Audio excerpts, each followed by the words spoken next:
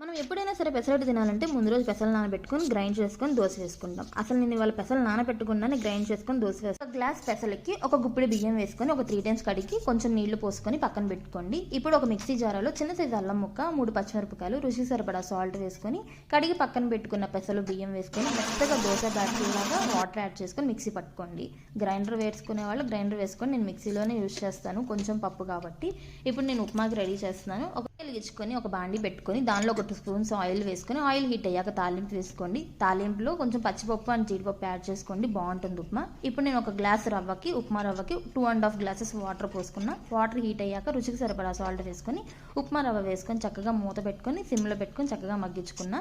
ఇప్పుడు మనం దోశకి రెడీ చేసుకుంటున్నాం అనమాట.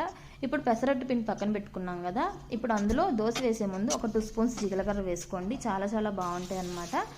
మీరు నార్మల్గా ఆనియన్ కూడా వేసుకోండి. నేనైతే వాళ్ళకి ఉప్మా పెసరట్టు వేద్దామని చెప్పి ఆనియన్ కట్ చేసి ఆనియన్ వేయలేదన్నమాట.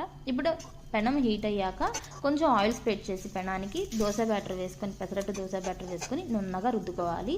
ఇప్పుడు 2 సైడ్స్ ఆయిల్ వేసుకొని 2 సైడ్స్ కాల్చుకున్న తర్వాత ఉప్మా పెట్టుకొని ఒక 2 మినిట్స్ మగ్గించుకుంటూ ఉప్మా కూడా హీట్ అవుతుంది.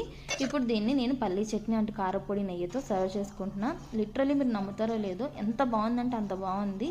దీనికి ఇంకా టైం కూడా ఎక్కువ పట్టదనమాట. చాలా చాలా బాగుంది, మీరు ట్రై చేయండి. నా వీడియో కనుక నచ్చినట్లయితే ప్లీజ్ సబ్స్క్రైబ్.